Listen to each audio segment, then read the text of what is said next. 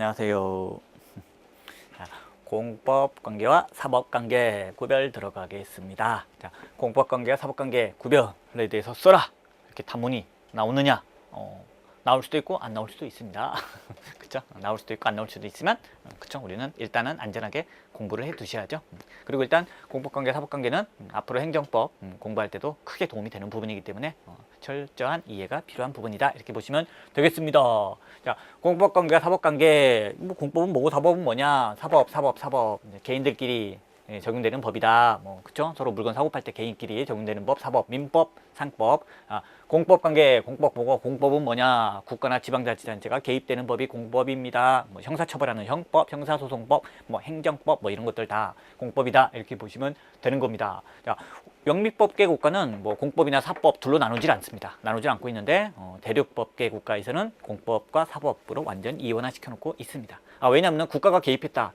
개인들끼리 막 서로 문제 삼는 거하고 국가가 들어갔을 때 문제하고는 성격이 완전 다르죠. 국가라는 이렇게 강력한 그쵸? 법인이 개입하는 거기 때문에 그 성격, 규율에 있어서나 근거나 이런 게 다 당연히 다를 수밖에 없습니다. 그러다 보니까 비록 둘을 나누지 않고 있는 영미법계 국가도 사실상 거의 둘로 나눠주고 있습니다. 대륙법계 국가인 우리나라는 명확하게 공법과 사법으로 둘로 법률관계를 나눠주고 있습니다. 자, 여기 나누고 있다. 근데 뭐가 문제냐? 문제는 행정작용이 매우 다양화되다 보니까 정말 별의별 게 다 있다 보니까 헷갈리는 게 있는 겁니다. 이게 공법이 적용되어야 할 건지 아니면 사법이 적용되어야 할 건지 애매한 것들도 많이 생겨났던 겁니다. 이렇기 때문에 우리가 공법관계와 사법관계를 어떻게 구별할 것이냐 그 구별 기준을 세우는 것이 중요한 문제로 대두된 겁니다. 일단은 뭐 제일 중요한 거 실무적으로 제일 중요한 거는 그쵸 구별 실익 여기 목차 나오는 것처럼 구별 실익이에요. 공법관계와 사법관계에 따라서 완전 달라지는 것들이 있습니다. 이런 것들을 왜 구별하느냐, 구별해서 실제 얻는 이익이 무엇이냐, 요걸 우리가 구별해야 되는 이유들 이런 게 사실 제일 중요한 부분입니다. 요거 보고요. 그 다음에 자 목차 조금 더 위로 올라갈게요. 자, 그 다음에 과연 그러면은 애매한 것들이 있을 때 구별 기준이 뭐냐, 어떤 기준으로 이건 사법관계고 이건 공법관계다라는 걸 어떻게 구별할 거냐 이런 게 있고요. 그 다음에 이제 대표적으로 이게 사법관계인지 공법관계인지 애매해가지고 논란이 되는 부분들 그런 부분들을 세 가지 딱 1번, 2번, 3번 이 세 가지를 보는 걸로 마치겠습니다. 자, 위로 올라갈게요. 자, 먼저 서설입니다. 자, 우리나라는 자 공법과 사법의 이원적 구조를 취하고 있다. 네, 그렇습니다. 그래서 자, 행정법은 국가 등이라고 되어 있죠. 국가나 지방자치단체 이렇게 자, 국가 등이 들어간다는 거. 그래서 행정 주체와 국민 간에 형성되는 법률 관계를 대상으로 하므로 원칙적으로 공법에 속한다. 그쵸. 국가나 지방자치단체 이런 행정 주체가 들어가는 거니까 원칙적으로 공법입니다. 자, 그런데 오늘날에는 공법과 사법의 구별이 상대화되고 애매해진다는 겁니다. 행정 주체가 국가나 지방자치단체가 행정작용을 하는 형식이 다양화됨으로써 예전처럼 뭐 확실하게 이게 우월적 지위에서 한 거 맞아? 애매한 거. 단순한 협조를 구하는 거 아니야? 이런 애매한 것들이 계속 늘어나는 겁니다. 그러다 보니까 일정한 행정작용이 공법과 사법 중에서 어디에 해당되는지 헷갈리는 부분들이 생긴다. 요걸 서설에다 써주고요. 자, 그 다음 구별 실익입니다. 자, 구별 실익 1번 보면은 자, 법규 적용에 차이가 있다는 겁니다.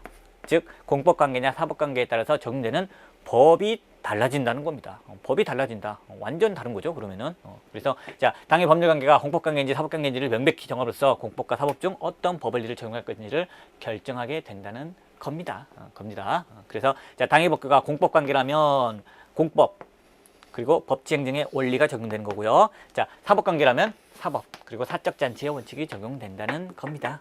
자, 공법관계니까 공법이 적용되고 사법관계니까 사법이 적용되는 거죠. 당연한 겁니다. 그리고 공법관계라면 법치행정의 원리입니다. 자, 행정을 할 때는 반드시 법에 근거해서 해야 된다. 법에 의해서 통치한다. 법치죠, 법치. 그래서 행정을 할 때는 반드시 법에 근거가 있어고요. 법을 어기면 안 되는 겁니다.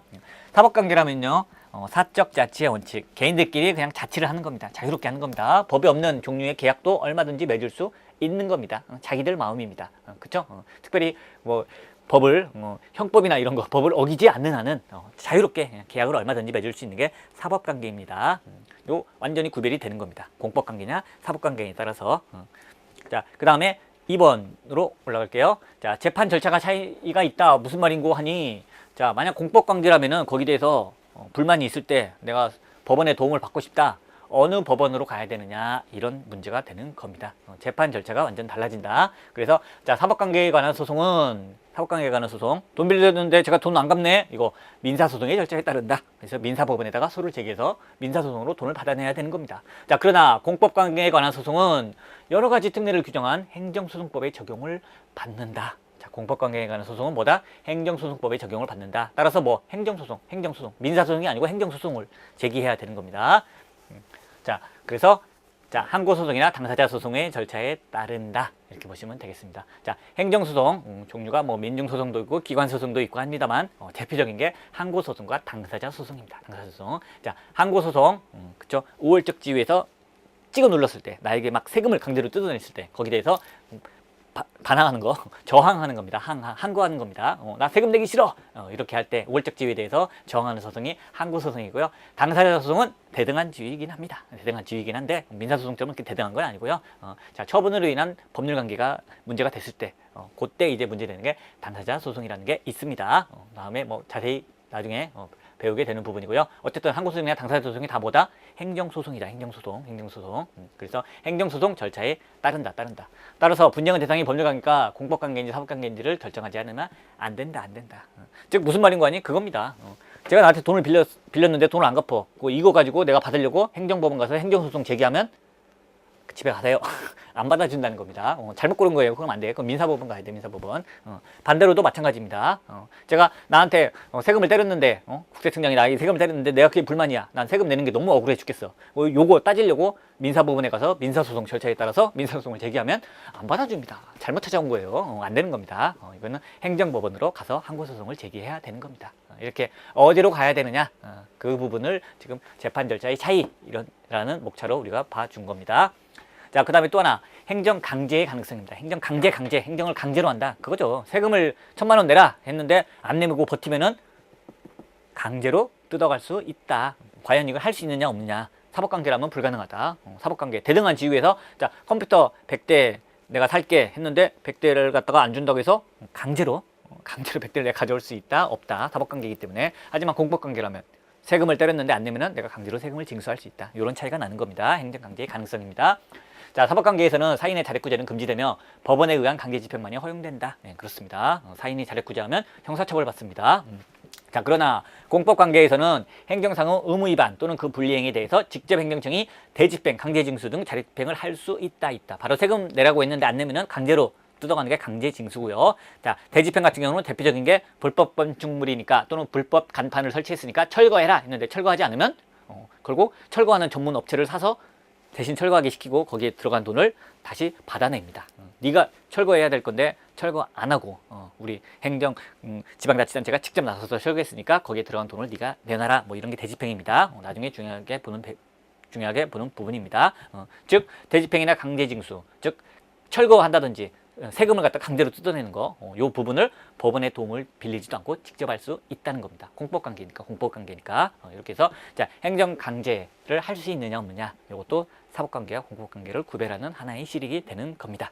자, 밑에 이제 4번 볼게요. 자, 손해전보입니다. 자, 손해전보라는 건 그쵸?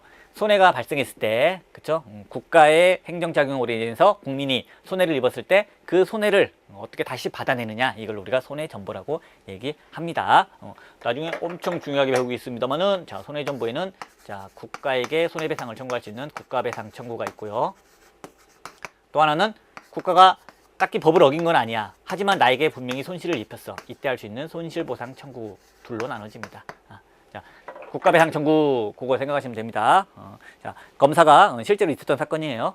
검사가 자, 피의자를 한 명 잡아서 기소했습니다. 강간죄로 기소했습니다. 그런데 사실 알고 보니까 그 피의자가 범인이 아니었던 겁니다. 왜냐하면 여성 피해자 몸에서 나온 그 정액 DNA를 보니까 다른 남자께 있었던 겁니다. 그럼 다른 남자를 범인으로 의심할 수 있는데 거기 어디에 묻어 있었다?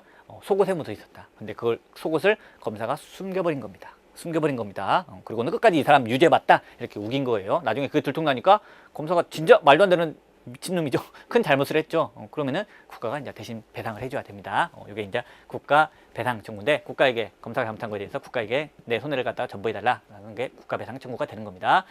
검사가 크게 잘못을 했기 때문에 받는 겁니다. 근데 손실보상 청구는 법에 어긴 거, 그렇게 잘못한 건 없습니다. 이게 댐 건설 생각하시면 됩니다. 자, 여기다 댐을 건설해야 됩니다. 댐을 건설해야 되면 많은 지역이 물에 잠기죠. 많은 지역이 물에 잠깁니다. 이게 댐 건설이 뭐 법에 근거가 없고 뭐 하는 게 아니라 법에 따라서 정해진 절차에 따라서 다 이루어진 겁니다. 아주 적법합니다. 유법한 게 전혀 없어요. 하지만 어쨌든 간에 이 댐을 지으면 물에 잠기는 지역 사람들은 이로 인해서 자기의 땅, 뭐 살 수가 없죠. 터전을 날리는 거죠. 요럴 때. 자, 적법한 공권력 행사로 인해서 뭔가 손실이 발생했을 때, 이 사람들에게, 자, 우리가 돈을 드릴 테니까, 이 땅값 부하게 쳐줄 테니까, 자, 다른 데로 이사 가세요. 이렇게 보상을 해주는 걸 우리가 손실보상 청구라고 합니다. 손해전부는 국가배상 청구와 손실보상 청구로 나눠져 있다. 자, 그런데, 자, 사법관계에서는 개인들끼리 돈 빌려줬을 때, 자, 고유과실이 있는 경우에 개인이 민법상의 손해배상 책임을 진다. 네, 그쵸?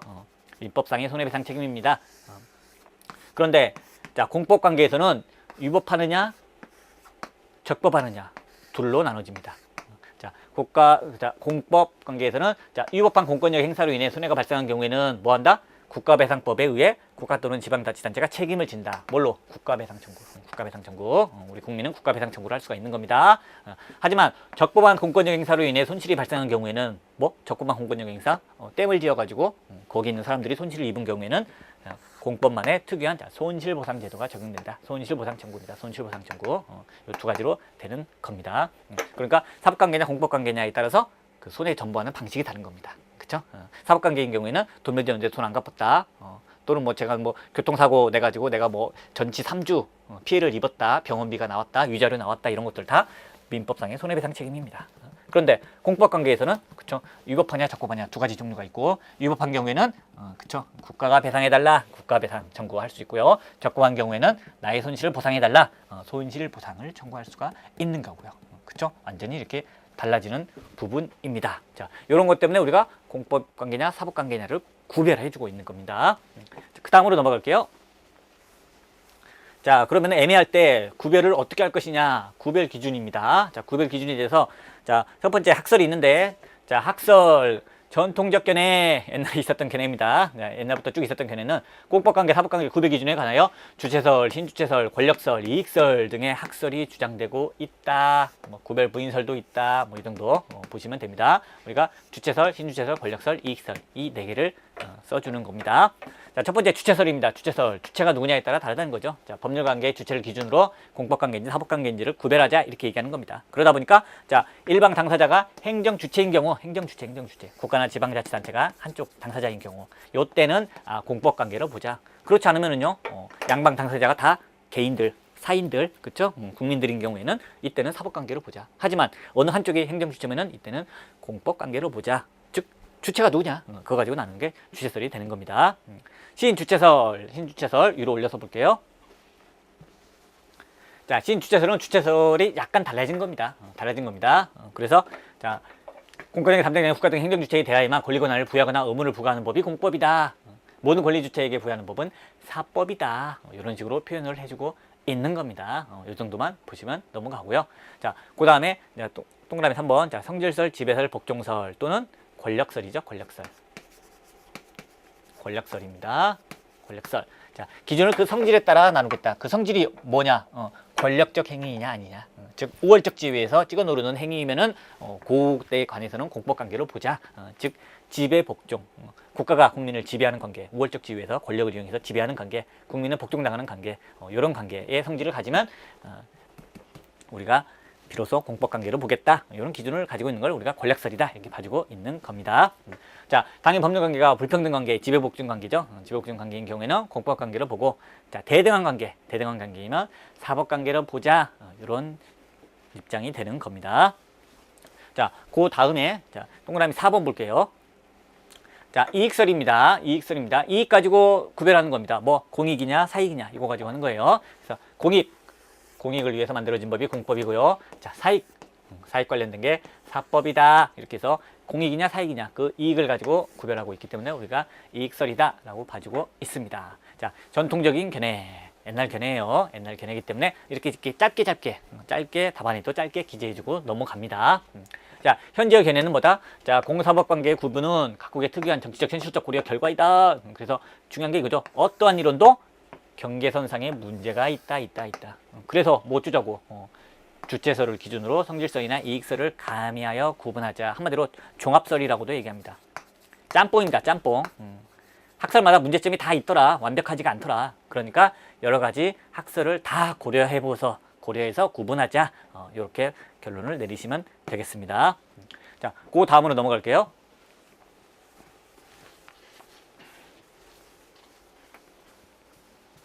자, 그럼 판례는 자, 공법관계와 사법관계를 어떤 기준으로 구별하고 있느냐? 판례를 보는 겁니다. 자, 판례는 행정 주체가 자, 사경제 주체로서 상대방과 대등한 지위에서 한 행위는 사법행위로 본다. 대등한 지위가 가장 중요한 키워드입니다. 대등한 지위.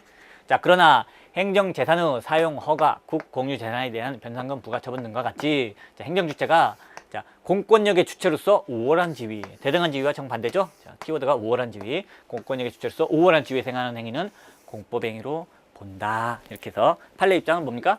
대등한 지위에서 한 거냐, 우월한 지위에서 한 거냐 가지고 나누고 있는 겁니다.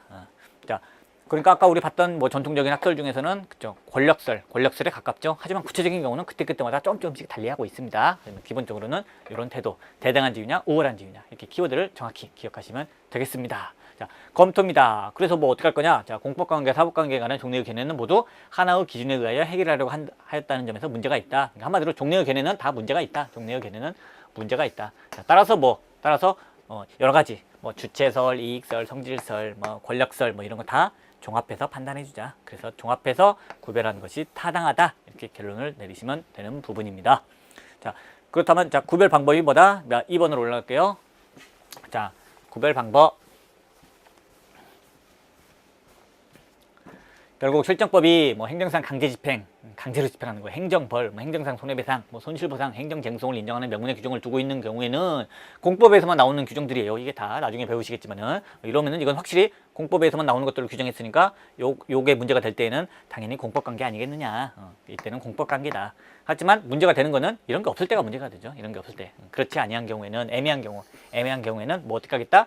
결국 유학설을 종합적으로 고려하여 결정할 수밖에 없다. 종합적으로 결정할 수밖에 없다. 이렇게 나오는 부분이 되는 겁니다. 그러니까 사실 뭐 위에서 얘기한 건 그냥 한 번 더 반복하는 정도밖에 없다. 이 정도만 보시면 되겠습니다. 자, 그 다음으로 이제 문제되는 영역입니다. 구체적으로 이렇게 문제되는 영역이 뭐가 있느냐 이겁니다. 특히 대부분의 행정법 학자들과 대부분의 입장이 충돌하는 부분입니다. 그래서 나중에 우리가 사례 문제 풀 때도 조금씩 계속 언급을 해줘야 되는 그런 부분이 되겠습니다. 자, 먼저 첫 번째 문제되는 영역 중에 첫 번째가요. 자, 조세 과오납 반환 청구입니다. 이게 무슨 말인 거 아니? 자, 조세 세금이죠, 세금. 자, 세금을 뭐 했다? 과오납했다. 과오납. 세금을 오납했다. 잘못 냈다. 안 내도 내는 세금인데 냈다. 또는 관납했다.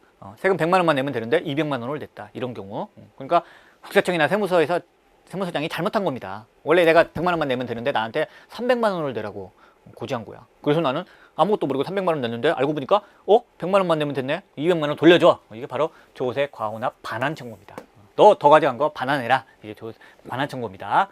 즉 뭐 국가가 지금 나로부터 부당이득을 얻고 있기 때문에 그 부당이득을 반환해 달라고 청구를 하고 있는 겁니다. 여기서 이게 공법관계하고 사법관계 구별해서 왜 문제가 되나요? 이거 내가 국가로부터 돌려받아야 할 때 소송을 어떤 절차를 거쳐야 되느냐. 이게 가장 중요한 부분인 겁니다. 그죠? 만약 사법관계로 보게 되면요. 나 이 돈 받으려면 어디로 가야 돼? 민사법원으로 가서 민사소송 절차를 따라야 됩니다. 그렇게 해서 받아내야 됩니다. 만약 공법관계라면요. 나 어디로 가야 되나요? 행정법원. 행정법원으로 가서 공법상 당사자 소송을 제기해서 반환받아야 됩니다. 이렇게 재판 절차가 완전히 나뉘는 부분입니다. 그리고 대부분 100이면 100 행정법 학자들이 다 요거는 뭐다? 공법상 당사자 소송으로 해결해야 된다. 왜? 내가 이거 세금 더 냈다가 받아야 되는 거는 뭐 개인들끼리 돈 더 거슬려 줬다가 받는 건가요? 아니죠. 국가가 개입됐잖아요. 국가가 개입됐으니까 이건 당연히 공법상 법률관계다. 당연히 이건 공법상 법률관계다. 공법관계. 그렇기 때문에 행정소송, 구체적으로는 당사자 소송인데 어쨌든 행정소송을 통해서 돌려받아야 되는 거다. 이렇게 봐주고 있습니다. 이론적으로 타당해요. 그런데 판례가 특이하게 귀찮아. 어쨌든 이거 뭐 돈 잘못 받은 거, 부당이득한 거 돌려달라는 거 아니야. 그냥 민사소송이지. 그냥 민사소송으로 처리해. 이게 판례의 입장입니다. 그래서 학설과 판례가 엄청나게 충돌하는 부분이기 때문에 우리가 꼭 알아둬야 되는 부분입니다. 자, 조세 과오나 반환 청구에 대하여 통설은 압도적인 통설은 뭐다? 자, 공법상의 원인에 의한. 그쵸? 공법상의 원인이죠. 공법상 원인 뭐. 아유, 세금 내렸잖아. 자, 그에 의한 부당이득 반환 청구권이므로 결국 뭐 이에 관한 분쟁은 공법상 당사자 소송에 의하여야 한다. 행정소송이 하나예요. 행정소송이 하나인 당사자 소송에 의하여야 한다. 그런데 판례는 반대다. 판례는 자, 조세 부가처분의 당연무효를 전제로 하여 이미 납부한 세금의 반환을 청구하는 것은 자, 이미 납부한 세금의 반환을 청구하는 것은 뭐다? 자, 민사상 부당이득 반환 청구로서 지금 뭐 민사사건으로 처리하고 있는 겁니다. 그래서 민사소송, 행정소송이 아니고 민사소송 절차에 따라야 한다라고 판시하여 사법관계로 보고 있다. 사법관계로 보고 있다. 그쵸? 자, 통설은 어떻게 보고 있다? 이거는 공법관계다. 그러니까 행정소송으로 처리해야 된다. 판례는 아니다. 이거는 공법관계가 아니라 사법관계다. 그러니까 민사소송으로 처리해야 된다. 이렇게 나뉘고 있는 겁니다. 하지만 뭐 엄청나게 오랫동안 많은 학자들에게 비판을 받고 있죠. 이 판례가.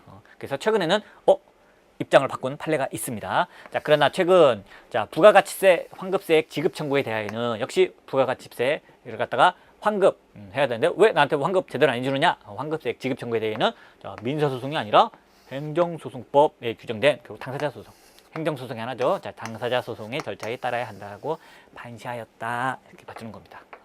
왜 판례를 갖다가 일반적인 판례 말고도 이런 판례까지도 굳이 기억을 해야 되나요? 그것 때문이죠. 많은 학자들이 반가워하잖아요. 이런 판례 나오면. 아, 드디어 대법원이 정신 차리고 우리가 얘기한 대로 이제는 행정소송, 당사자 소송으로 처리를 하고 있구나. 이렇게 반가운 판례이기 때문에 의미가 있는 판례입니다. 그래서 자, 통설과 판례가 완전히 다닌다. 통설은 뭐다? 세금 더 낸 거 돌려달라. 이렇게 얘기했을 때 이거는 공법관계다. 그러니까 행정소송, 당사자 소송으로 처리를 해야 된다. 그런데 판례는 그렇지 않다. 이건 사법관계니까 요거는 그냥 민사소송으로 처리해야 된다. 그런데 부가가치세 관련해서는 요거는 민사소송이 아니고 당사자 소송, 행정소송으로 해야 한다. 이렇게 판례 입장을 정확히 기억하시면 되겠습니다. 자, 그 다음에 또 하나 문제되는 게 국가배상 청구도 문제가 됩니다. 자, 국가배상 청구 나중에 뭐 중요하게 배워야 될 부분인데요. 아까도 살짝 언급했다시피 자, 공무원이 잘못을 했다. 그러면은 그걸 국가가 돈을 물어줍니다. 검사가 잘못한 거에 대해서 국가가 물어줍니다. 자, 공무원이 잘못을 했는데 여기에 대해서 국가가 대신 책임을 져주지 않고 공무원 네가 잘못해서 국민이 손해를 1억을 입었네. 공무원 네가 물어내. 이렇게 하게 되면은 공무원들 돈도 많지 않은데 무서워서 직무집행을 제대로 할 수가 없습니다. 혹시라도 이거 쟤한테 손해 나면 내가 다 물어줘야 되는데 어떡하지? 엄청나게 복지부동 이렇게 될 수밖에 없는 거죠. 그러다 보니까 야, 네가 사소한 잘못이라면은 그쵸? 경과실, 가벼운 경과실. 자, 네가 경과실로 인해서 국민에게 손해가 발생하면은 너는 전혀 책임 안 져도 돼. 국가가 다 책임지고 물어줄 테니까 네 소신껏 일해라. 이런 차원에서 국가배상제도라는 게 인정이 되는 겁니다. 또 한편으로는 그런 점에서도 인정되죠. 자, 공무원이 잘못해서 국민이 손해를 입었다. 그래서 손해 입은 거 1억에 대해서 돈 달라 했는데 공무원이 나 돈 없는데 뱉제. 그럼 이 사람 피해 입은 국민 구제를 못 받죠. 이때 돈이 엄청 많은 국가가 내가 대신 물어주겠다. 이렇게 해서 국민을 보호하기 위한 차원에서도 인정되는 게 국가배상제도입니다. 자, 그런데 이 국가배상 청구에 있어서도 통설과 대부분의 학자들과 대법원이 입장이 완전 다릅니다. 완전 다릅니다. 자, 볼게요. 자, 통설은 국가배상법은 단체적 어쩌고저쩌고 그래서 뭐 어쩌고저쩌고 공법이다. 국가배상법은 뭐다? 공법이다. 그러니까 국가배상 청구권은 공권력 청구권. 그래서 공권력 청구권이니까 뭐 하겠다는 겁니까? 역시 똑같아요. 행정소송 중에서도 당사자 소송으로 달라고 해야 된다. 이렇게 되는 부분입니다. 근데 판례는 정반대예요. 자, 그러나 판례는 뭐 국가배상법은 민법, 사법의 가장 대표적인 법이죠. 자, 민법의 특별법적인 성격을 가진 사법. 국가배상법은 사법이야, 사법. 그러니까 국가배상 청구를 위한 소송 절차는 뭐 당사자 소송이 아니라 민사소송에 의한다고 본다. 이렇게 또 부딪히는 부분입니다. 돈 달라고 하는 부분이 그래요. 아까 부당이득 반환 청구도 그렇죠. 세금 잘못 낸 거 부당이득 했으니까 내놔라. 이것도 완전 다르죠. 이것도 마찬가지입니다. 자, 공무원이 잘못한 거니까 국가 네가 내놔라. 이 국가배상 청구도 완전히 이렇게 다른 겁니다. 돈 달라고 할 때 이렇게 판례가 통설과 다른 태도를 취하고 있어요. 그래서 통설은 당연히 야, 국가가 잘못해서 공무원이 잘못해서 돈을 줘야 되는 거니까 이게 당연히 공법관계 아니냐? 그러니까 행정소송, 당사자 소송으로 돈 달라고 해야 되는 거지.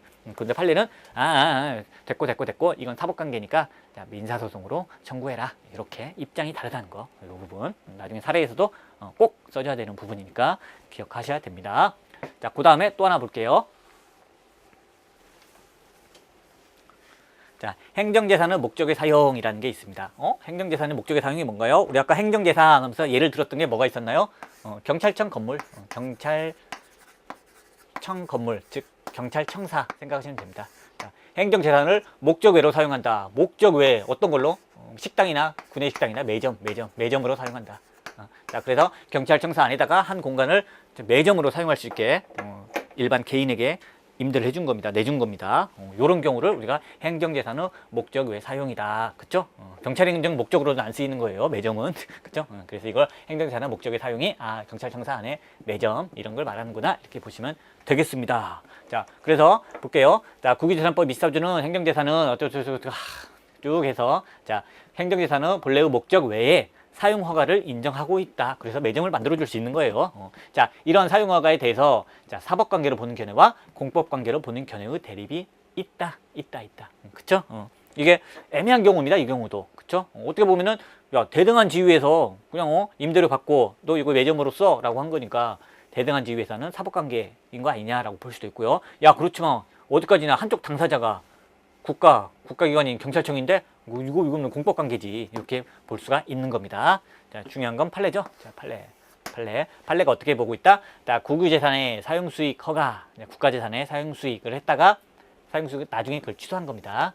요게 문제가 된 사안에서 즉 매점으로써 라고 했다가 나중에 취소, 자, 매점 문 닫고 나가세요. 여기에 대해서 이제 매점 주인이 열받아갖고 소송을 제기한 거죠. 자, 이렇게 취소가 문제된 사안에서 자, 국공유재산은 관리청이 행정재산의 사용수익을 허가한 다음 그 사용수익하는 자에 대하여 사용수익 허가 취소는 자, 순전히 사경제 주체로서 행하는 사법상의 행위를 할 수 없고 자, 이는 관리청이 공권력을 가진 우월적 지위에서 행한 것으로서 항고소송의 대상이 되는 행정처분이다. 이 부분 나중에 매우 중요하게 배우는 부분인데 행정소송 중에서 하나 항고소송은 뭘 대상으로 한다? 우월적 지위에서 찍어 누르는 걸 대상으로 한다. 그 우월적 지위에서 찍어 누르는 걸 우리가 행정처분이라고 합니다. 나중에는 굉장히 자세하게 배우는 부분이에요. 그러니까 결국 판례 입장은 뭡니까? 항고소송의 대상이 되는 행정처분이니까 항고소송을 제기해라. 즉 항고소송이 뭔데? 행정소송이 하나 있거든요. 행정소송을 제기해라.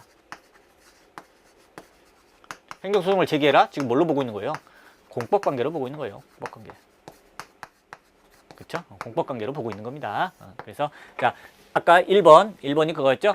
자, 과온합 청구, 부당이득 반환 청구로 할게요. 자, 세금 잘못 가져갔으니까 내놔라. 자, 부당이득 반환 청구. 자, 두 번째 국가배상 청구. 공무원이 잘못했으니까 국가가 배상해라. 자, 세 번째가 행정재산의 목적 외 사용. 이런 부분에 있어서 입장이 이렇게 나뉘는 겁니다. 자, 부당이득과 국가배상 둘 다 돈 내놔라. 이거 통설은 어떻게 보고 있다? 공법관계다. 공법관계. 그러니까 행정소송, 당사자 소송을 제기해야 된다. 하지만 판례는 그렇지 않다. 사법관계다. 민사소송으로 처리해야 된다라고 보고 있고요. 목적의 사용은요. 학설 대립, 이거 뭐 압도적인 통설 이런 게 없어요. 학설은 이렇게 견해가 대립되고 있습니다. 사법관계다, 공법관계다 이렇게 싸우고 있다. 이렇게 간단하게 언급하면 되고요. 그런데 여기서 이제 판례가 뭘로 보고 있다? 공법관계로 보고 있다. 판례는 자, 항고소송의 대상이 되는 행정처분이다. 우월적 지위에서 한 거다. 그러니까 그거에 대해서 다툴 때는 항고소송, 즉 행정소송으로 다퉈야 된다. 공법관계로 보고 있다. 이 부분을 정리하시면 되겠습니다. 이번에 볼 주제는 자, 행정법 관계의 사법 규정의 적용입니다. 행정법 관계의 사법 관계가 적용되느냐 적용되지 않느냐 이 부분을 보는 겁니다. 아니 지금까지 계속 행정법 관계, 행정법이 공법이죠. 공법이 하나죠. 공법 관계와 사법 관계를 실컷 구별해 놓고 그래서 서로 완전 뭐 다른 게 적용된다 이렇게 시커내 놓고 아니 갑자기 왜 행법 관계에다가 공법도 아닌 사법 규정을 적용한다는 얘기가 왜 나오느냐 이런 거 여기서부터 우리가 시작을 해야 됩니다. 먼저 이쪽에다 잠깐 필기 좀 할게요. 자, 형법 같은 경우는 자, 총칙 있죠. 형법 총칙. 그리고 각 개별법, 형법에 각 칙이 또 따로 있습니다. 근데 형법에서 끝나는 게 아니라 관련된 법이 엄청 많죠. 뭐 특가법부터 해서 폭처법, 뭐 성폭법, 아청법, 뭐 등등등 특별 형법들이 많습니다. 많습니다. 그런데 이런 규정에서 다 세세히 규정한다? 아니죠. 비어있는 부분이 많죠. 왜? 어차피 이런 모든 형사 관련된 형사법에 있어서 기본법이 형법이기 때문에 형법 총칙에서 자세히 웬만한 건 규정해놨기 때문에 나머지 특별법에서 비어있는 부분은 그냥 형법 총칙 갖다 쓰면 되는 겁니다. 이렇게 되는 부분입니다. 그런데 이것과 다르게 행정법이라는 것은 별도의 법이 존재하지 않아요. 이렇게 형법처럼 단일된 형법전이 있는 게 아니고 그냥 건축법, 도로교통법, 뭐 온갖 법들, 뭐 국세기본법, 행정절차법, 온갖 법들, 행정소송법도 해서 그런 법들을 우리가 그냥 행정법이다라고 불러주는 겁니다. 그러니까 하나의 단행법이 행정법이라는 법이 있는 게 아니에요. 그냥 행정에 관련된 법률이 되게 많은 거예요. 그걸 우리가 그냥 행정법이다 불러주고 있어요. 그러면은 그렇다 치자. 형사법도 되게 종류가 많아. 그런데 일단 기본법인 형법 총칙이 있지 않느냐? 행정법도 그런 거 있으면 되지 않느냐? 행정법에는 또 이런 게 없습니다. 이런 게 없어요. 이런 게 없다 보니까 이거 비어 있는 거 있을 때 뭘 갖다 써야 되는데 이런 문제가 생기는 겁니다. 이런 문제가 생기는 거예요. 그것까지 보고 자 들어가도록 하겠습니다. 자 서설이죠, 서설. 자 행정법규의 내용이 항상 완전한 것은 아니다. 비어 있는 게 많아요. 그러면은 그런 걸 갖다가 어느 정도 채워줄 수 있는 행정법 총칙 이런 게 있으면 좋은데 그게 없습니다. 자 행정법에는 민법과 같은 또는 형법과 같은 자, 통칙적 규정, 총칙이죠, 총칙, 민법 총칙 또는 형법 총칙 이런 통칙적 규정이 존재하지 않는다. 그러다 보니까 행정법 관계에서 자, 성문에 공법도 없고 관습법도 없는 경우에 어떤 법이 적용될 것인지가 된다. 그래서 결국 비어있는 거 뭐 사법이라도 갖다 쓰자. 사법에 있는 규정이라도 갖다 써야 되는 거 아니냐. 이런 문제가 나오는 겁니다. 자, 먼저 로마 때 읽어볼게요. 자, 공법 규정이 유추 적용입니다. 공법 규정이 유추 적용. 이거 무슨 말인 거 아니? 공법 규정, 공법에는 규정이 비슷한 규정이 있는 겁니다. 공법에는 이것마저 없다면 이제 그때는 사법을 써야 되느냐 말아야 되느냐 문제인데 만약 공법 규정이 비슷한 게 있으면 그걸 유추 적용시키겠다. 직접 적용은 아니고 유추 적용이죠. 그렇게 하겠다 그런 내용입니다. 자, 공법과 사법을 구분하는 현 사법 구분하는 한, 그렇죠? 그래서 공법과 사법 구별에 대해서 우리가 쭉 봤습니다. 자, 사법 규정에 앞서 다른 공법 규정이 우선적으로 유추 적용되어야 한다. 왜? 행정법은 공법이니까 다른 공법 규정을 먼저 적용해야 되는 겁니다. 예를 들어서 이런 겁니다. 자, 세금 관련돼서 자, 관세법이 있는데 자, 관세법 내용 중에서 비어 있는 부분이 있네. 이거 어떡하지? 비어있는 부분을 사법인 민법 총칙을 갖다 쓸까? 그러지 말고 다른 공법, 뭐 국세기본법이라든지 그런 관련된 조세 관련된 이것도 또 하나의 공법이죠. 이런 법이 있으면은 이런 법에 여기에 관련된 총칙 규정이 있으면은 요걸 그냥 갖다 쓰자. 이런 얘기를 하는 겁니다. 굳이 민법까지 갈 필요 없다. 사법 말고 다른 공법에 비슷한 게 있으면 그걸 갖다 쓰자. 지금 그 얘기하는 겁니다. 그래서 자, 사법 규정에 앞서 다른 공법 규정이 우선적으로 유추 적용된다. 당연한 경우죠. 그래서 자, 판례도 밑에 나오죠. 그냥 국제기본법상 규정이 있으면은 그거 관세법 없는 거에다가 관세법에다가 유추 적용하자 이렇게 보는 부분입니다. 당연히 그래야겠죠. 공법과 사법이 엄연히 다르기 때문에 함부로 사법을 갖다 쓰는 건 좀 그렇습니다. 그래서 공법에 필요한 거 보충할 만한 게 있으면 그걸 갖다 쓰는 겁니다. 자, 그 다음에 만약 공법 규정 관련된 쭉 행정법 관련된 법을 찾아봐도 비슷한 게 없다, 갖다 쓸 만한 게 없다 그러면은 이제 어쩔 수 없이 사법 규정을 적용하게 되는 부분입니다. 그런데 거기도 이렇게 돼 있는 경우입니다. 공법에서 지금 뭐 관세법이든 국세기본법이든 그런 데서 그냥 뭐 기간 계산이라든지 뭐 소멸시효 관련된 거라든지 그런 부분은 민법을 갖다 쓰겠다 이렇게 규정이 돼 있는 경우라면은 뭐 법에 그렇게 돼 있으니까 쓸 수 있는 겁니다. 자, 그 부분입니다.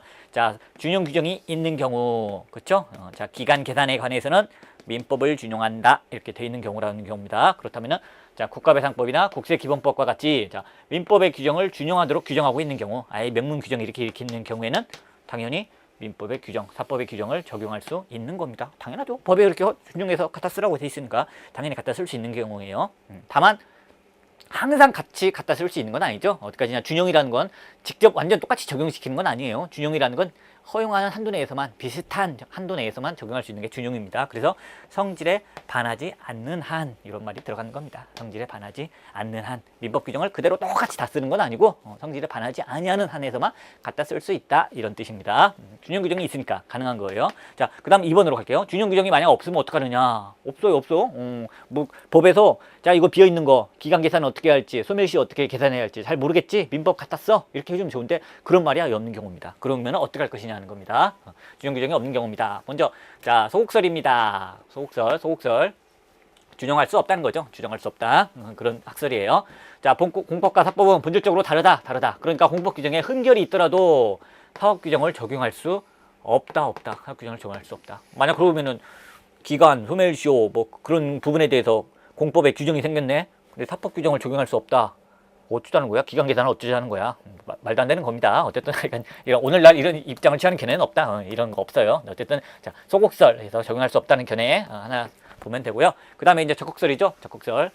그래서 자, 1번이 직접 적용설이고 2번이 유추 적용설이죠. 그러니까 갖다 쓰자. 갖다 쓰자는 건 같은데 직접 갖다 쓰자. 무슨 소리냐? 직접 갖다 쓰는 건 안 되고 유추에서만 갖다 쓰자. 이 정도 차이가 있을 뿐입니다.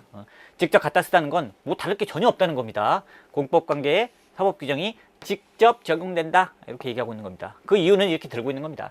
사법규정의 대부분은 지금 우리가 여기서 구멍이 생겨서 갖다 쓰자고 얘기하는 거 대부분은 뭐다? 대표적인 거 기간 생각하시면 돼요. 기간 계산하는 거. 연, 월, 일 계산하는 거. 민법 총칙에는 자세히 나와 있는데 없다. 이거 갖다 쓰자. 이런 거 갖다 쓰는 건데 이게 뭐 유추해서 올 필요 있냐? 직접 적용해도 뭐가 문제냐? 그래서 그냥 직접 적용하자 이렇게 얘기하는 겁니다. 형법으로 예를 들면 그거예요. 타인의 재물을 절취한 자는 6년 이하의 징역에 처한다. 그래서 판사가 징역 6년 이하의 징역 중에서 1년 6개월을 때린다고 해봐요. 1년 6월의 징역에 처한다. 피고를. 근데 1년하고 6월 계산해야 되는데 이거 계산 어떻게 할 거냐? 이런 거 계산할 때 뭘 유추 적용이야? 그냥 민법 갖다가 그냥 딱 계산하면 되지. 뭐 간단한 건데 이거. 그러니까 직접 적용하자 이렇게 얘기를 하고 있는 겁니다. 자, 밑에 유추 적용설은 직접 적용은 안 된다는 겁니다. 적용은 시키겠다. 하지만 어디까지나 공법은 공법이고 사법은 사법 아니냐. 얼마나 이게 다르니까 구별 시릭부터 해서 구별 기준까지 우리가 열심히 공부하지 않았냐. 분명히 다른데 어떻게 갖다 쓴다고 해도 직접 갖다 쓴다는 얘기를 할 수가 있느냐. 유추해서 갖다 쓴다고만 하자. 이렇게 봐주고 있는 부분입니다. 그래서 사법 규정을 유추 적용하자. 여기 유추 적용설이 되는 겁니다. 직접 적용설과 유추 적용설 둘 다 갖다 쓰자는 적극설에 해당하는 부분이에요. 자, 검토입니다. 자, 공법관계, 사법관계는 구별되긴 해야죠. 그러니까 우리가 뒷담화니 공부한 거 아닙니까? 하지만 그렇죠. 양자의 공통적인 법원리가 전혀 없다고는 할 수 없다. 갖다 쓸 수 있는 게 충분히 있다는 거죠. 그러다 보니까 결국 갖다 쓰긴 갖다 쓰되 직접 적용한다는 건 너무하고 구별되는 거니까 유추에서만 갖다 쓴다고 해주자. 그래서 유추 적용설이 타당하다 이렇게 결론을 내려주시면 되겠습니다. 자, 그리고 이 표현도 봐주셔야 되죠. 유추 적용설이 뭐다? 통설과 판례다. 통설과 판례의 입장이다. 이렇게 봐주시면 되겠습니다. 자, 그 다음 로마자 4번으로 갈게요. 사법규정의 적용 한계입니다. 자, 사법규정이 유추 적용된다 하더라도 거기에는 한계가 있습니다. 사법규정에 적용한 게 다 갖다 쓸 수 있는 건 아니에요. 그 한계 첫 번째, 자, 사법규정 내용에 따른 한계입니다. 사법규정의 내용에 따른 한계. 자, 사법규정을 다 쓸 수는 없고 사법규정의 내용을 봐서 갖다 쓸 수 있는 것만 갖다 쓸 수 있다. 이런 내용입니다. 자, 사법규정 중에는 신의 성실의 원칙과 같이 법질서 전체에 타당한 일반 원리를 성문화했다고 할 수 있는 것이 있다는 겁니다. 자, 신의 성실의 원칙. 자, 개인들끼리 물건 사고 팔 때 계약을 맺었으면 서로 신의를 지켜서 성실하게 해라. 이런 게 민법 총칙에 있습니다. 요거는 당연히 어느 법에서나 다 지켜야 되는 거, 일반적인 법원리라는 겁니다. 그렇기 때문에 이런 건 갖다 쓸 수 있다는 겁니다. 세금을 때릴 때도 신의 성실의 원칙에 맞게, 세금을 낼 때도 신의 성실의 원칙에 맞게, 그래서 어디나 갖다 쓸 수 있기 때문에 이런 내용이라면 갖다 쓸 수 있다. 그리고 뭐 주소라든지 뭐 그 밖에 밑에 나옵니다. 자연인, 법인, 뭐 주소 나올 거예요. 거소, 물건, 특히 중요한 거 기간, 시효, 제척기간 이런 것들은 다 법 기술적인 내용입니다. 기간, 날짜 계산할 때 하루를 뭐 24시간으로 하고 뭐 한 달이란 건 언제부터 언제까지로 하고 1년이란 건 언제부터 언제까지로 하고 이런 부분들, 기간들, 그리고 시효, 소멸시효, 공소시효, 뭐 민법이니까 소멸시효죠. 소멸시효 역시 날짜 관련된 거죠. 그리고 제척기간 마찬가지입니다. 제척기간은 소송을 제기할 수 있는, 소를 제기할 수 있는 기간입니다. 즉 제척기간 이런 경우에 소를 제기하기 위해서는 제척기간이 3년이다. 그러면은 3년 안에 소를 제기해야 됩니다. 그렇지 않으면 자기가 소송을 통해서 이길 수 있다 하더라도, 권리를 회복할 수 있다 하더라도 3년간 아무것도 안 하고 있으면 그냥 그걸로 끝나는 겁니다. 이렇게 소송을 제기할 수 있는 기간을 제척기간이라고 해요. 다 뭐 기간, 날짜 관련된 것들이죠. 이런 거 기술적인 내용들입니다. 자, 이런 내용은 민법에 있긴 하지만은 어느 법에나 다 갖다 쓸 수 있겠죠. 그렇기 때문에 공법, 행정법 분야에서도 다 갖다 쓸 수 있다는 겁니다.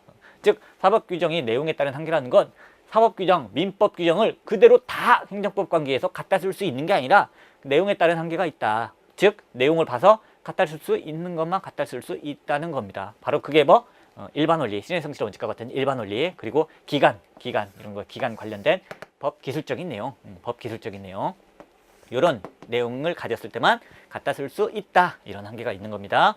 자, 두 번째, 공법관계의 유형에 따른 한계입니다. 공법관계의 유형에 따른 한계. 공법관계니까 자, 권력관계와 비권력관계로 나누어 볼 수 있는 거죠. 그래서 자, 권력관계 같은 경우는 뭐 어느 경우에 쓸 수 있다? 자, 사법관계와는 그 성질이 다르다. 공법사법 다르다. 네, 달라요. 그래서 이것만 쓸 수 있다는 거죠. 금방 봤던 것처럼 법의 일반 원리 그리고 법기술적 규정 이것만 갖다 쓸 수 있다. 그 이외의 사법규정, 민법규정은 원칙적으로 적용되지 않는다. 이렇게 보시면 됩니다. 그래서 1번이나 여기 2- 양가로 1번 거의 같은 내용이구나 이렇게 보시면 됩니다. 그 밑에 양가로 2번 비권력관계입니다. 비권력관계. 비권력관계, 예, 그래요. 행정지도, 뭐 했으면 좋겠네요. 우월적 지위에서 이렇게 강제, 명령을 내리는 게 아니라 뭐 해줬으면 좋겠네요. 정도. 그러니까 우월적 지위에서 하는 게 아니죠. 그러다 보니까 일방적인 관계가 아닌 비권력관계는 기본적으로 사법관계와 상이한 것은 아니다. 그죠? 사법관계, 사경제 주체로서 국가가 대등한 지위에서, 국민과 대등한 지위에서 거래하는 거죠. 비권력관계도 권력을 안 쓰다 보니까 결국 대등한 관계 아니냐. 그런 점에서 사법관계와 비슷하니까 사법규정을 많이 갖다 써도 된다. 그래서 사법규정이 전반적으로 적용될 수 있다. 이렇게 봐주고 있는 겁니다. 그러니까 결국 공법관계 유형에 따른 한계는 뭡니까? 공법관계, 권력관계와 비권력관계로 나눈 다음에 비권력관계는 뭐 특별히 한계가 없죠. 거의 갖다 쓸 수 있죠. 거의 갖다 쓸 수 있습니다. 특별히 뭐 이거 쓰지 마라 라고 공법적 제한이 가해지지 않는 한은 거의 다 전반적으로 갖다 쓸 수 있다. 그런데 한계. 뭐 한계? 권력관계에서 나오는 거죠. 권력관계에서 결국 법의 일반 원리나 법기술적 규정 이외의 규정은 원칙적으로 적용되지 않는 한계가 있다. 이렇게 봐주시면 되겠습니다. 자, 공법관계와 사법관계의 구별, 단문, 암기 두 문자 보겠습니다. 자, 공법관계, 사법관계의 구별 여기 관련해서 구체적인 내용들은 기억이 나는데 이렇게 통으로 나오면 쓰기 어렵다. 그래서 두 문자가 이렇게 되는 겁니다. 자, 공법관계와 사법관계를 구별하는 실기 문제가 출제되면 어떡하나? 실기 문제. 필기 문제도 아니고 실기 문제 뭐예요? 면접이라고 생각하시면 돼요. 면접에서 야 공법관계와 사법관계를 한번 구별해봐라 이런 문제가 나오면 어떡하냐 이걸로 그냥 통짜 외우시면 됩니다. 자, 공법관계와 사법관계 구별은 뭐다? 구별하는 실기 문제가 출제되면 어떡하지? 실기 문제로 보시면 돼요. 실기 문제 이렇게 두 문자를 보시고요. 자, 먼저 서설 기본적으로 써줘야죠. 그래서 행정법은 원칙적으로 공법이다. 그런데 행정작용 형식이 너무나 다양화되더라. 그러다 보니까 이게 공법에 속하는지 사법에 속하는지 애매한 거 있다. 그래서 일정한 행정작용이 공법관계와 사법관계 중에서 어디에 해당되는지가 문제다. 이렇게 써주고요. 자, 그 다음에 2번 구별실익 위로 올려서 볼게요. 자, 구별실익입니다. 그래서 실기 문제 먼저 실이 나온 거예요. 실. 자, 구별실익 꼭 써줘야 돼요. 자, 구별실익입니다. 구별실익은 뭐 첫 번째 뭡니까? 법규 적용이 차이가 나는 거죠. 법규 적용이 적용됩니다. 사법이 적용되느냐, 공법이 적용되느냐 그런 차이가 나는 거고요. 두 번째 재판 절차가 차이 나죠. 재판 절차. 그래서 민사소송이냐, 행정소송이냐가 달라지는 거고요. 그 다음에 행정 강제의 가능성도 달라지죠. 강제로 할 수 있느냐 없느냐. 사법관계면은 강제로 할 수 없다. 하지만 공법관계는 강제로 할 수 있다. 이렇게 나눠지고요. 그 다음에 손해전보 방식도 완전 달라집니다. 그렇죠? 그래서 자, 손해를 입었다. 근데 이게 사법관계에서 입은 손해다. 그러면은 뭐 민사상 손해배상 책임을 지는 거고요. 그렇지 않고 공법관계에서 일어난 손해다. 그럴 때는 이제 두 가지죠. 위법한 경우에는 국가배상 청구, 적법한 경우에는 손실보상 청구. 이렇게 해서 두 가지로 있다는 거. 그래서 요 네 개로 나눠지는 겁니다. 그래서 요 네 개도 뭐 그쵸, 공부하신 분들은 뭐 그렇지 객관식으로 나오면 당연히 맞추는 건데 백지 답안지에다가 써야 되기 때문에 어쩔 수 없이 또 두 문자를 매우 유치하지만 두 문자를 만들어서 기억을 해줘야 됩니다. 그래서 구별실익 관련해서 두 문자는 그겁니다. 자, 실익이 적절해서 강제 손해는 면했다. 요즘 유행하는 그러니까 얼마 전에 유행했던 비트코인 생각하시면 됩니다. 비트코인. 자, 비트코인 가격이 엄청 오른다. 그래서 막 좋다고 막 돈 투자해서 넣었는데 갑자기 거래소를 없애버리네. 거래소를 강제 폐쇄한다. 그러면은 뭐 비트코인 한 사람들 돈 날리는 거죠. 그 부분. 그게 비트코인의 거래소가 강제 폐쇄돼서 있는 손해가 강제 손해예요. 근데 다행히 거래소 폐쇄되기 직전에 내가 손절매해서 약간의 이득만 보고 팔았다. 거기를 이렇게 표현해 주는 겁니다. 내가 비트코인 투자, 야 재미 봤냐? 친구가 물어봤을 때 실익이 적절해서 강제 손해는 면했다. 내가 거래소 폐쇄하기 전에 팔아서 강제 손해는 면했다. 이걸로 기억하시면 됩니다. 자, 구별 실익은 뭐다? 실익이 적절해서 강제 손해는 면했다. 적절해서 자, 적용되는 법규가 차이가 나고요. 절차도 차이가 납니다. 소송 절차, 재판 절차도 차이가 나고요. 그 다음에 강제. 자, 강제 수단을 쓸 수 있느냐 없느냐 그 차이가 있고요. 또 하나 손해 전보를 받는 방식이 달라진다. 요것 때문에 우리가 공법관계냐 사법관계냐를 구별하고 있구나. 이렇게 봐주시면 되겠습니다. 자, 그 다음 3번 로마자 3번으로 갈게요. 자, 구별 기준입니다. 이제 구별 기준과 구별 방법. 구별 기준, 구별 방법 같은 말이에요. 같은 말입니다. 자, 그래서 구별 기준은 뭐 어떻게 된다? 자, 학설 써줘야죠. 학설. 자, 전통적 견해가 있다. 뭐 주체설, 신주체설, 권력설, 이익설이 있다. 요거를 또 역시 그죠? 앞자를 따가지고 기억을 해주시면 됩니다. 이익설의 이자, 그리고 주체설의 주자, 신주체설의 신자, 그리고 권력설의 권자. 그래서 이주신권입니다. 이주신권. 그래서 학설은 전통적 견해로 이주신권이 있다. 그래서 이주신권 딱딱딱 써주면 됩니다. 딱딱딱 써주고 내용도 간단하게 최대한 간단하게 써주시면 되고요. 요거는 어려운 거는 뭐가 어렵나요? 이름 기억하는 거 하나라도 빠뜨릴까봐 버벅대면 안 돼요. 시간이 워낙 촉박하기 때문에 그냥 바로 딱 쓰는 순간 전통적 견해로 이주신권을 차례로 써주면 되는 겁니다. 이주신권은 뭐 유치하게 또 뭐 그렇죠? 이주신권이 그거죠. 이주신권, 이주신권, 신권 권법을 새로 만들었는데. 워낙 신묘해가지고 신권이라고 불립니다. 신권. 근데 오랫동안 연구해서 만든 게 아니라 딱 2주 동안 연구해가지고 새로운 신묘한 권법을 만들었어요. 그래서 이름이 이주신권입니다. 이주신권. 이주신권. 자, 구별 기준. 자, 전통적 견해 이주신권이다. 그래서 따다다닥 보시고요. 자, 그 다음 현재의 견해는 뭐다? 어떠한 이론도 다 문제가 있다. 그래서 결국 뭐 종합설. 주체설, 성질설, 이익설, 뭐 그 밖에 뭐 등등 하니까 다 합쳐서 이런 걸 갖다가 다 종합적으로 고려해서 구분을 할 수밖에 없다. 이런 게 현재의 견해다. 이렇게 써주시면 되겠습니다. 자, 그 다음에 이제 판례의 태도 매우 중요합니다. 판례 키워드 다 들어가야 돼요. 판례의 태도입니다. 자, 판례는 행정 주체가 자, 사경제 주체로서 상대방과 자, 대등한 지위에서 한 행위는 사법행위다. 그러나 행정 주체가 자, 공권력의 주체로서 우월한 지위에서 행하는 행위는 공법행위로 본다. 행정처분이다. 이렇게 얘기를 하고 있습니다. 그래서 공법행위로 본다. 라고 얘기를 하고 있습니다. 그래서 요거 우리가 그대로 쭉 문장을 써줘야 됩니다. 그래서 동그라미 친 것들 연결해서 4대4 050 4대4 050 요게 판례의 태도구나. 이렇게 기억하시면 되겠습니다. 4대4 050으로. 자, 다음 페이지로 넘어갈게요. 자, 검토입니다. 종려 견해 다 문제가 있다. 그러니까 뭐 이거 주체설도 하고 이익설도 하고 성질설도 하고 종합적으로 고려하자. 이렇게 해서 검토를 하시면 되겠습니다. 자, 그리고요. 자, 구별 방법. 자, 실정법이 그쵸? 행정상 뭐 이런 걸 갖다 인정하는 명문의 규정을 두고 있는 경우에는 당연히 공법관계고 그렇지 않은 경우에는 역시 종합적으로 고려하여 결정한다. 그래서 자, 구별 기준, 구별 방법 거의 대동소이해요. 그래서 구별 방법은 생략해 주셔도 상관없습니다. 했던 말 어차피 또 하는 거니까요. 자, 이제 로마자 4번 문제되는 영역입니다. 네, 자, 문제되는 영역.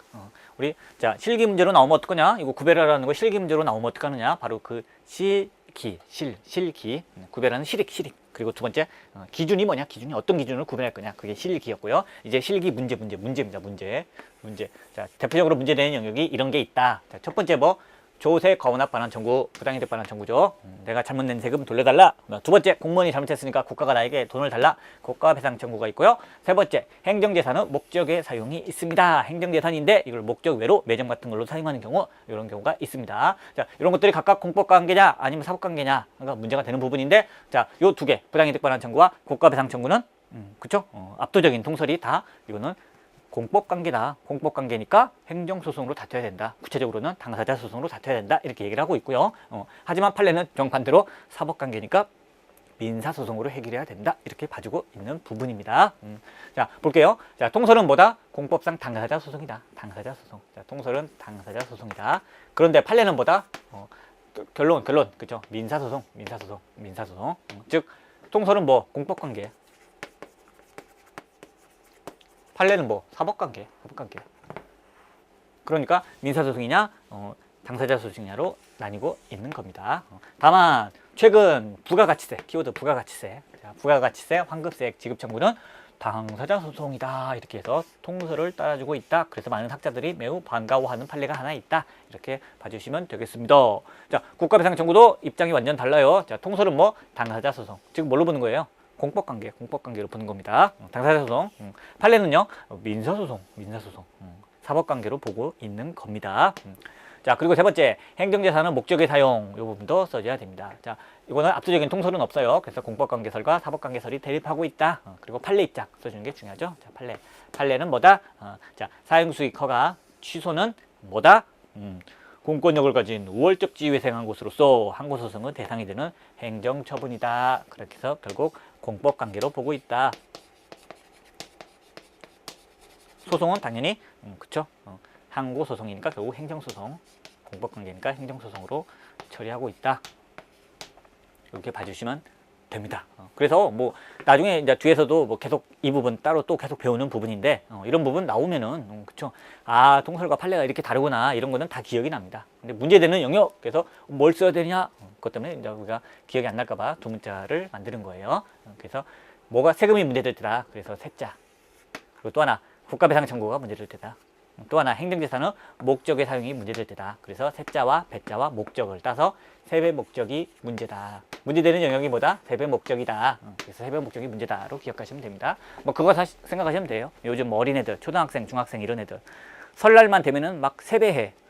굳이 세배 안 받겠다는데도 막 세배하려고 해. 목적이 뭔가요? 돈 받으려고. 오래오래 건강하게 사십시오. 이런 순수한 목적이 아니라 돈 받으려는 목적으로 요즘 어린애들이 세배를 많이 하고 있어서 이게 문제가 되고 있다, 이렇게 생각하시면 되겠습니다. 그래서 뭐 세배하는 목적이 문제다, 세배 목적이 문제다, 세배 목적, 이렇게 해서 기억하시면 되겠습니다. 자, 오늘도 수고 많으셨습니다.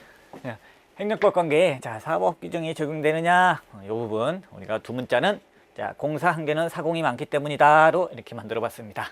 자, 공사, 야, 집 지어야 하는데 왜 이렇게 집 짓는 건축 공사가 왜 이렇게 더디어? 왜 이러는 거야? 했더니 알고 봤더니 집을 이렇게 지어야 한다, 저렇게 지어야 한다, 막 자기 주장하고 간섭 얻는 사람들이 많았던 겁니다. 사공이 많으면 배가 산으로 간다. 이 사공이 많으니까 이게 공사가 빨리 진행될 리가 없죠. 그래서 공사가 느려지는 이 공사 한계가 뭐다? 뭐 때문이다? 공사 한계는 사공이 많기 때문이다. 그래서 공사 한계 사공, 공사 한계 사공, 이걸로 봐주시면 되겠습니다. 자, 행정법 관계 사법 규정이 적용되느냐 마느냐, 뭐 사실 특별한 거 없어요. 그런데 이런 거 가지고 만약 25점짜리 단문에 나오면은 최대한 답안 양을 많이 써야 됩니다. 그래서 어쩔 수 없이 우리가 이걸 최대한 늘려서 목차를 많이 만들어서 보는 수밖에 없습니다.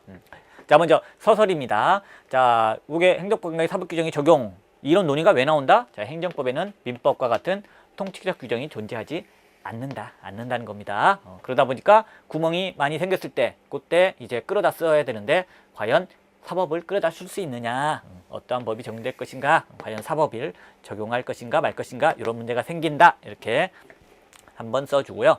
자, 그 다음 공법 규정의 유추 적용입니다. 자, 만약 사법 규정에 앞서서 다른 공법 규정이 우선적으로 유추 적용되어야 한다는 겁니다. 판례도 마찬가지다. 그래서 자, 비슷한 공법이 있는데 그쵸, 다른 굳이 사법, 민법을 갖다 쓸 필요 없다는 겁니다. 그래서 비슷한 법, 국세기본법, 관세법, 이렇게 세금 관련해서 비슷한 법이 있는데 하나는 좀 충실하게 규정이 됐는데 하나는 빈틈이 있네. 그럼 얘 거 갖다 쓰면 되는 거지. 굳이 민법과 같은 사법을 갖다 쓸 필요는 없다. 공법과 민법은 엄연히 다르니까 공법끼리 갖다 써야지 사법이 함부로 끼어들지 마라. 그런 내용입니다. 그래서 공법 규정의 유추 적용. 그래서 공사 한계에서 공자 봐주시고요. 자, 그 다음에 공사 사입니다. 자, 사법 규정의 적용입니다. 자, 올려서 보겠습니다. 자, 사법 규정의 한계는요. 사법 규정의 사법 규정의 적용은요. 자, 준용 규정이 있는 경우와 준용 규정이 없는 경우로 둘로 나눠서 봐주시는 거죠. 그래서 준용 규정이 있으면 뭐 준용하라고 명문에 규정이 있는데 그대로 시키면 되죠. 그래서 자, 민법의 규정을 적용할 수가 있다. 즉 사법의 규정을 적용할 수가 있다. 다만 그냥 무작정 다 할 수 있는 건 아니고 성질에 반하지 않는 한에서만 갖다 쓸 수 있다, 이렇게 되는 거고요. 그 다음에 만약 준용 규정이 없는데 어떻게 할 거냐, 요때가 문제인 거죠. 요때. 그래서 갖다 쓸 수 없다라는 소곡설, 공법과 사법이 엄연히 다른데 어떻게 사법 규정을 갖다 쓸 수 있느냐, 갖다 쓸 수 없다라는 소곡설이 있고요. 갖다 쓸 수 있다는 적극설은 둘로 나눠지죠. 직접 갖다 쓰자. 왜? 굳이 구별할 게 뭐 있냐. 주로 갖다 쓰기 위해서 문제가 되는 것들은 일반 원리, 신의 성질의 원칙 같은 거라든지 또는 기간 계산을 하는 거, 법기술적인 규정이니까 직접 갖다 써도 문제 없다라는 견해가 있고요. 또 하나는 갖다 쓰긴 쓰되 자, 유추해서 갖다 써야 된다. 왜? 엄연히 공법과 사법은 다르니까 직접 적용한다는 건 그럴 거면 우리가 굳이 공법과 사법을 뭐로 구별했느냐. 그러니까 갖다 쓰더라도 유추해서만 쓸 수 있다라고 보자. 이렇게 한 유추적용설로 나뉘어지고 있습니다. 유추적용설이 동설과 판례다까지 언급하시면 되고요. 자, 검토는 그쵸? 동설과 판례 따라가면 됩니다. 그래서 유추적용설이 타당하다, 이렇게 봐주시면 되겠습니다. 자, 그래서 공사, 그 다음 한입니다. 한계입니다. 한계가 뭐냐? 자, 올라가겠습니다. 자, 사법 규정의 적용 한계입니다. 공사 한계는 뭐 때문이다? 자, 공사 한계는 뭐 때문이다? 자, 사공이 많기 때문이다. 사공입니다. 자, 사법 규정의 내용에 따른 한계가 있습니다. 그래서 자, 일반 원리, 신의 성질 원칙과 같은 일반 원리, 그리고 기간 계산과 같은 법규적인 규정만 유추 적용이 가능하다. 이런 내용만 가능하고 나머지는 유추 적용할 수 없다는 한계가 있다. 그리고 또 하나, 공법관계의 유형에 따른 한계다. 그래서 공법관계, 권력관계, 비권력관계. 그래서 비권력관계는 그쪽 전반적으로 유추 적용 가능하다. 하지만 권력관계는 그죠? 똑같아요. 법규정 규정 이외에 사법규정은 원칙적으로 적용되지 않는다. 이렇게까지 작성하시면 되겠습니다. 자, 수고하셨습니다.